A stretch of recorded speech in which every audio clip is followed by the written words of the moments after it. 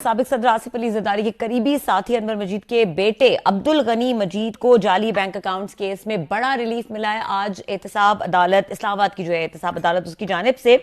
और क्लासेस साहब आपने ओमनी ग्रुप की खबर ब्रेक की थी गालिबन 9 जून 2016 को, तो लंबी कहानी है जी, और वो शॉर्ट भी हमारे पास मौजूद है जो हम थोड़ा सा रिफ्रेश करेंगे, चलाएंगे उसको। पहले शॉर्ट सुन लेते हैं, उसके बाद जरा थोड़ा सा देखते हैं कि ये जो आज डेवलपमेंट हुई है ये आज क्या नहीं हुई, 9 को है, 9 जनवरी का फैसला है ये। जी जी, 9 जनवरी की जो ये डेवलपमेंट है वो ये किस तरह से किस तनाजुर में ये रिलीफ मिल रहा है, क्योंकि वही बात होती है फिर एनआरओज की बातें होती हैं तो उस फिर तनाजुर कैसे सबूत लाएं हमारे जी जी, तो ये शॉर्ट सुनते हैं, उसके बाद डिस्कशन को आगे बढ़ाते हैं।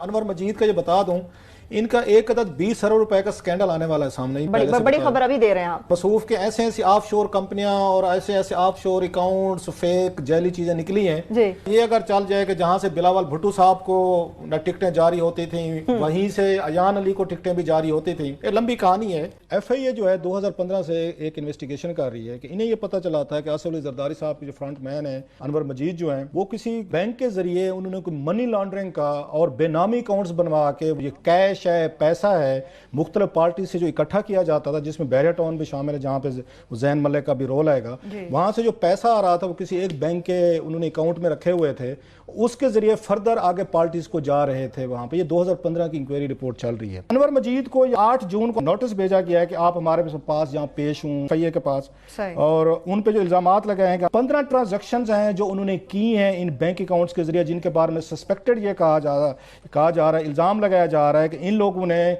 मनी लॉन्ड्रिंग की है, इन लोगों ने जो मतलब बेनामी इन्होंने झूठे फेक अकाउंट्स खुलवाए हैं। जैन मलिक साहब दमाद हैं रियाज मलिक साहब के, बैरिया टाउन ने भी बहुत सारे पैसे जो है यहाँ पे जमा करवाए हैं इन अकाउंट्स में जो बेनामी इनके अकाउंट्स हैं। रिपोर्ट क्या कहती है कि सिंध हुकूमत ने जो जमीन फरोख्त की है आगे, उससे जो रिश्वत मिली है वो इन अकाउंट्स में डिपॉजिट करवाई गई है। जैली अकाउंट्स में बैरिया टाउन और अनवर मजीद की जानिब से भी बहुत सारा पैसा जो है जमा भी हुआ है और वहां से निकाला भी किया है। और तारिक सुल्तान जो है A1 इंटरनेशनल के, उनके अकाउंट्स हैं, उन पे पैसा इन्होंने किया है तकरीबन 4.5 बिलियन रुपीस जो है तारिक सुल्तान के नाम पे इन्होंने ट्रांसफर किया है। अब तक ये पता चला है कि ओमनी ग्रुप जो है उसके जो बैंक है उसके 7 अफराद पर ये 29 बैंक अकाउंट्स फर्जी चलाए जा रहे हैं। तकरीबन 35 बिलियन रुपीस का इसी तरीके से इन बैंक अकाउंट्स के जरिए ट्रांजैक्शन की गई है।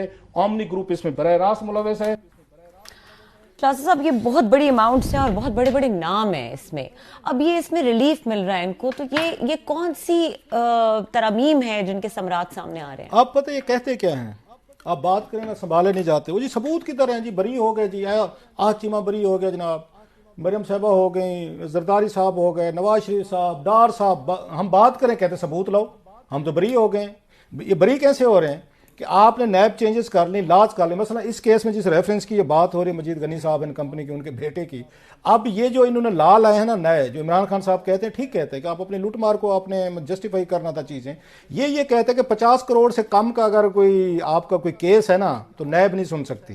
अब ये इन्होंने क्या किया है, अब एक एक करके इन्होंने वहां रेफरेंसेस फाइल किए 15-16 इसी एक केस में। ये जो बेनामी अकाउंट वाला या ओमनी ग्रुप वाला है जरदारी साहब वाला, इसमें जरदारी साहब भी थे, फरियाल तालपुर साहब भी केस थे इसी में, और बड़ी मेहनत की थी। उस बशीर मेमन साहब थे, बड़ी थ्रेट्स उन्होंने फेस की थी, DG FIA थे, कोई उसको करने को तैयार नहीं था। उनकी बहू को वहां पे सिंध हुकूमत ने बड़ा तंग किया, वो डॉक्टर साहबा हैं, बड़ी फैमिली ने उसकी प्राइस पे की उन्होंने अफसरान ने, बल्कि जो FIA के अफसरान थे जो इसको इन्वेस्टिगेट कर रहे थे उनको थ्रेट्स मिली थी। और इस वक्त जो टीम थी जिन्होंने सारा ये ओमनी ग्रुप का उन्होंने बनाई थी इन्वेस्टिगेट, ट्रंक था पूरा जो मैंने देखा हुआ ट्रंक था जिसमें इन्वेस्टिगेशन थी, सबूत थे सब के सब। उन तमाम को जो आई है नई एडमिनिस्ट्रेशन, नई हुकूमत आई है, इन्होंने उन तमाम अफसरान को सजाएं दी हैं। किसी की प्रमोशन रोकी, किसी को प्रमोशन पे एक अपने कोर्स पे गए तो उनको वापस बुलाया, किसी को गवादर, किसी को सभी, किसी को कहीं पे। अगेन यही पनिश करने के लिए कि आप लोगों को जरूरत कैसे हुई थी, आप ओमनी ग्रुप और इसमें जरदारी साहब या उनके फ्रंटमैन वगैरह जो है ना उनको वो करें हैं, और आप उन पे हाथ डालें। बड़े अफसरान ने इसके लिए अपना ब्लड दिया हुआ है, अपनी जानें दी हुई हैं। दूसरे लफ्जों में, जान से मैं फिजिकली नहीं कह रहा, उन्होंने एफर्ट्स किए हैं। अब ये जो हैं, ये अनवर मजीद साहब जो हैं, ये उनके, या ये जो है अब्दुल गनी साहब जो हैं, ये इसके शौकत तरीन साहब जो है ना, इनके और इनके आपस में रिश्तेदार, ये बच्चों की शादियां हुई हैं। अच्छा, अब जरा देखें ना, इलीट कैप्चर जिसकी इमरान खान साहब बात कहते हैं, इलीट कैप्चर के ऊपर से एक ही हैं सारे, उसमें मिले हुए हैं। अब इन्होंने इस बुनियाद पे रेफरेंस जो है इन्होंने वो कर दिया है, इन्होंने वापस भेज दिया है। जज साहब क्या करें, मजबूर हैं, जब आपने लॉ चेंज कर दिया है। उन्होंने कहना अब ये जो यहाँ पे पेमेंट्स हुई थी बेनामी अकाउंट्स के जरिए, ये हुई थी तकरीबन, ये टोटल बनता है 26 करोड़ रुपए का बनता है। ये जो उन्होंने कहा जनाब ज़मीन एक दो इन्होंने ज़मीनें खरीदी थी, और इसका और बाज़ इन्होंने अमाउंट पे की थी कैश में।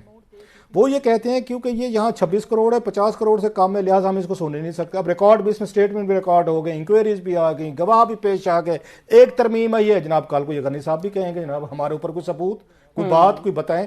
सो ये यहाँ पे जो काम हुआ है उन क्राइम्स के ऊपर मतलब इतनी सारी मेहनत, मैं अब क्या बताऊं, जब ये स्टोरी मैंने ब्रेक की थी मुझे मतलब दुख एक और हवाले से हो रहा है कि इतनी मेहनत अफसरान ने की, हाथ डाले, जाती दुश्मनी पाली। आसिफ जरदारी साहब के साथ जाती दुश्मनी डालना, जब आपका तल्लुक सिंध से है, मैं उनकी बात करूं, बशीर मेमन साहब की बात करूं, उनकी टीम की कर रहा हूं कि पूरी उनकी फैमिली, उनका घर, उनका वतन वहीं पे है, और उन्होंने इसके बावजूद जरदारी साहब और फरियाल तालपुर साहब वो गिरफ्तार हुए थे, अगर आपको याद हो। उन्होंने जाती दुश्मनी बना के इन्वेस्टिगेशन की, केसेस बनाए, सब कुछ किया, और उस वक्त कोई ये स्टोरी, मजे की बात बताऊं, कोई स्टोरी ये ब्रेक करने को तैयार नहीं था, डरे हुए थे। मैं अपना वो क्रेडिट नहीं ले रहा, हमें रिपोर्टर को तो खबर चाहिए होती है।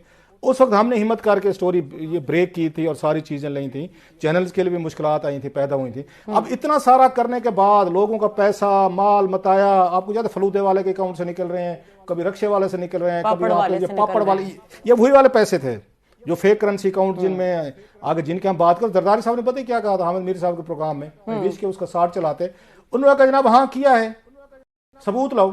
उन्होंने कहा बताया कि मैंने किया है।